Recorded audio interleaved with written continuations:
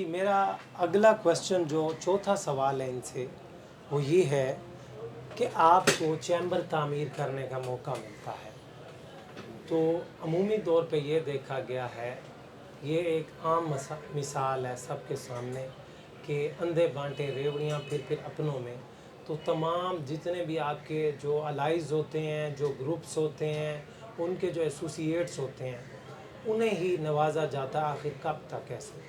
تو کیا آپ کے دور میں بھی اگر کوئی آپ نیا چیمبر بناتے ہیں تو آپ بھی وہی جو روایتی طریقہ کار ہے کہ سب کچھ فکس ہے، پوری گیم پہلے سے فکس ہوتی ہے، آپ وہ عمل کریں گے یا آپ اس میں کوئی شفافیت لائیں گے؟ رائے صاحب سے جانتے ہیں اس میں۔ جی بسم اللہ الرحمن الرحیم۔ سب سے پہلے تو یہ ہے کہ میں خود جو ہے نا سیلف میڈ آدمی ہوں۔ میں نے اپنا مکان بنایا، اپنی سیٹ بنائی، مجھے پتہ ہے اس کے لیے پیسے کیسے اکٹھے کرنے پڑتے ہیں۔ بہت مشکل کام ہے، ایک عام آدمی کے لیے تو بہت مشکل کام ہے۔ اس میں میری گزارش یہ ہے کہ سب سے پہلے تو میں جو سیٹیں بناؤں گا وہ آن کاسٹ دوں گا، اگر موقع ملا آن کاسٹ دوں گا میں۔ ٹھیک، اس کے اوپر جتنا خرچہ آئے گا اتنے میں ملے گی۔ ایک سیٹ کی لاگت کچھ اور ہوتی ہے، 100 سیٹوں کی لاگت کچھ اور ہوتی ہے، 200 سیٹوں کی لاگت کچھ اور ہوتی ہے۔ بالکل جو ایمانداری کے ساتھ جو کاسٹ ہوگی اسی کاسٹ پہ دوں گا، اس میں کوئی کمپرومائز نہیں کروں گا۔ دوسری بات، جو ہمارے دوست پہلے جو ہے وہ الاٹمنٹ لیٹر لے چکے ہیں، 25,000 والا، 5,000 والا، مختلف ادوار میں جو آئے ہیں، قرآن اندازی میں سب سے پہلے انہیں شامل کیا جائے گا۔ ٹھیک، اس سے پہلے یہ دیکھا جائے گا کہ جن جن کے لیٹر میرے سامنے آ گئے ہیں، ان میں سے کسی دوست نے سیٹ اگر خرید لی ہے، الاٹ ہوگی ہے، تو اس کی جو امانت بار کے پاس موجود ہے وہ اس کو واپس کی جائے ٹھیک۔ گی۔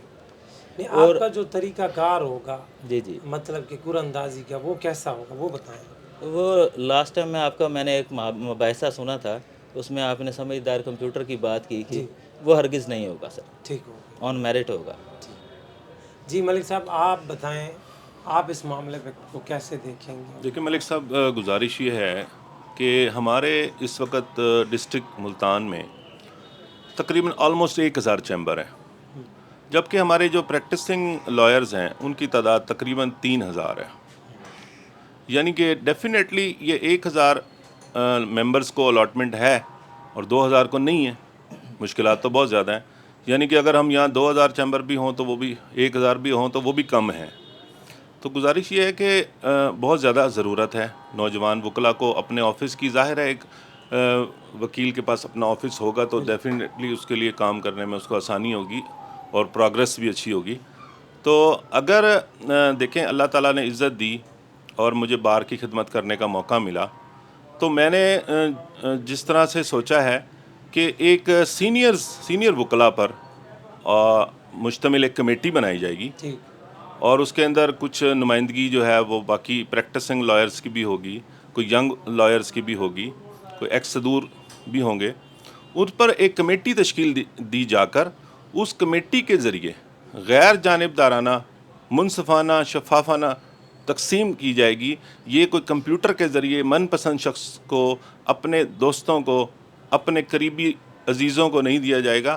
میرے پاس بھی الحمدللہ چیمبر ہے، باقی دوستوں کے پاس بھی چیمبر ہے، تو باقی جن کو ضرورت ہے، جو حقدار ہیں، ان ممبرز تک، ان حقداروں تک انشاءاللہ ان کا حق پہنچے گا شفاف طریقے سے۔ ٹھیک۔ جی افضل بھائی، آپ کو اگر موقع ملتا ہے بطور جنرل سیکرٹری چیمبرز بنانے کا تو آپ کیسے تقسیم جی بسم اللہ الرحمن الرحیم۔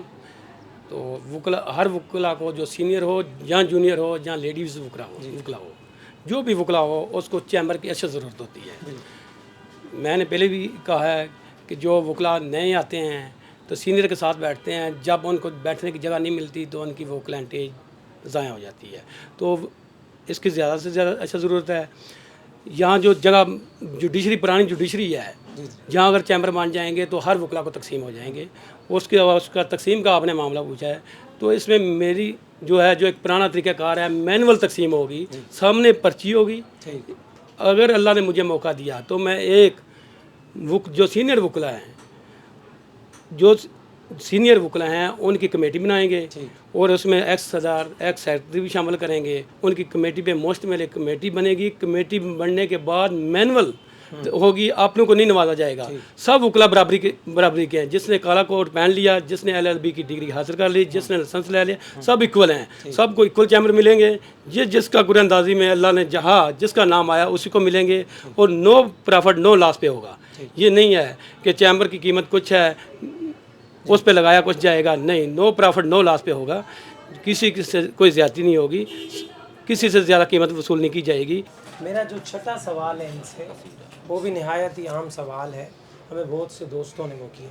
छठा सवाल ये है कि इलेक्शन के वक्त आप वकला के घरों में जाते हैं, शादियों खुशियों पर गमियों पर जाते हैं, लेकिन अफसोस के साथ जैसे ही आप इलेक्ट होते हैं तो उसके बाद हमने ये देखा है, ये एक रूटीन है कि जो ओहदेदार है उसकी गर्दन में सरिया आ जाता है। तो क्या आप भी जनरल सेक्रेटरी मुंतखब होने के बाद आंखें जो है वो माथे पे रखेंगे या वकीलों को उसी लेवल पे मिलेंगे जैसे इलेक्शन से पहले थे? जी राय साहब।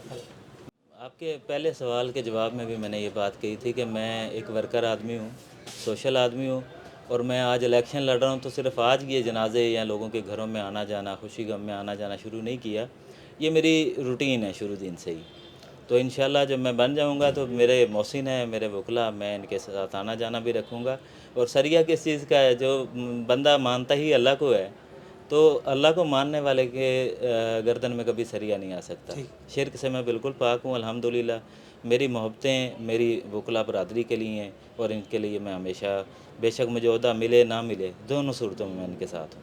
जी मलिक साहब, आप बताएं, ऐसी सर सिचुएशन ऐसा होती है अमूमी तौर पे? नहीं, ऐसा है, माजी में मैंने मेरा ख़ुद भी तजर्बा हुआ है कि जो है वो इस तरह की चीज़ें होती हैं। मौला अली का फरमान है कि इक़्तिदार मिलने पर लोग जो है वो बदलते नहीं, बेनकाब होते हैं। तो हम भी माशाल्लाह पैरोकार हैं मोहम्मद वाले मोहम्मद के, और उनके जो फरामीन हैं उनके मुताबिक ज़िंदगी गुजार रहे हैं। तो इंशाल्लाह देखें, आज तक मैं अपनी, मेरे दोस्त तो बाकी जानते हैं मेरी ज़िंदगी को, मेरी लाइफ को, तो इसमें ना सबसे पहले होती है नेक नियति, आपकी ओवरऑल जो आपकी लाइफ चल रही होती है, और आपका सब्र होता है, आपका उसके अलावा जो काम करने का जज्बा, बाकी चीज़ें हैं। तो इस तरह से फिर अल्लाह पाक की ना इनायतें आप पर होती हैं। तो ये जो चीज़ है ये रब ही जानता है कि आप कितने हम्बल हैं, कितने नेक नियत हैं, क्योंकि इसके अलावा दुनिया को जितना भी मसलन दिखा लिया जाए मुमकिन नहीं है। तो इंशाल्लाह ऐसा कभी भी नहीं है। हमने आजिज़ी से ज़िंदगी गुजारी है, और अल्लाह ताला ने आज तक जितना भी हमें अता किया है वो इसी आजिज़ी की बुनियाद पर किया है, इनकिसारी की बुनियाद पर किया है।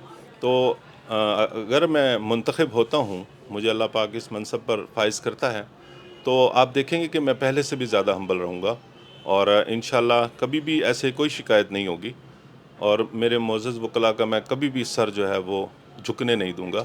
इंशाल्लाह फ़ख्र से कहेंगे कि हमने किसी जनरल सेक्रेटरी को मुंतखब किया। जी अफजल भाई, आप ऐसी सूरत हाल में जब मुंतखब हो जाते हैं? जी, आपने दो सवाल किए, एक तो जनाज़ों के हवाले से, आने जाने के हवाले से, और दूसरा आपने वो बयान किया कि वो आज़ज़ी ख़त्म हो जाती है। तो फिर सबसे पहले मैं इस चीज़ का जवाब देता हूँ कि जनाज़े के हवाले से मेरा एक सियासी बैकग्राउंड, मैंने पहले बताया कि मेरे अंकल ने इलेक्शन लड़ा, हम उधर भी मुतवातिर जनाजे पढ़ते हैं और इधर भी पढ़ रहे हैं। बाई चांस कोई जनाजा रह जाता है, नहीं बंदा पहुंच सकता, तो एक वो अलग चीज़ है, वो अल्लाह ताला भी माफ़ करता है। जी बिल्कुल। और इसको रेगुलर रखेंगे। और मैं आपके सामने एक खुली किताब हूँ। 2006 में मेरा लाइसेंस आया था, 2006 से लेकर 2024 आ गया है। मैं बड़ा शरीफाना अंदाज में अदालतों में पेश होता रहा हूँ, आपके सामने हूँ, अब इलेक्शन में भी आपके सामने हूँ, और इसके बाद तो मेरे लिए तो बहुत ज़रूरी है कि इससे ज़्यादा भी मैं हम्बल हो जाऊँगा, क्योंकि आप तमाम लोगों ने मुझे इज़्ज़त दी है। जी, मेरा जो आखिरी क्वेश्चन है इनसे वो ये है कि बतौर जनरल सेक्रेटरी जुडिशरी लेवल पे जब हम देखते हैं मामलात, कई ऐसे मामलात आते हैं जहाँ पे जो है वो वकला का मतलब ज़ाती वो आ जाता है। तो हमने ये देखा है कि एक तो ये होता है कि जुडिशरी लेवल पे आप जाके जजिस को से अपने मफादात लेते हैं, तो इस बिहाफ पे ज़ाहिर है फिर आप उनके गुण गाएंगे।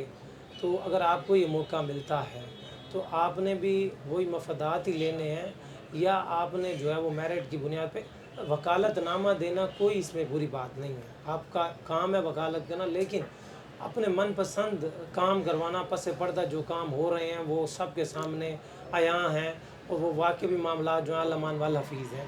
تو اگر آپ کو اس طرح کا موقع ملتا ہے جنرل سیکرٹری، تو معاملات جو ہیں وہ شفافیت سے چلائیں گے جوڈیشری لیول پہ، یا اپنے ذاتی مفادات حاصل کریں گے۔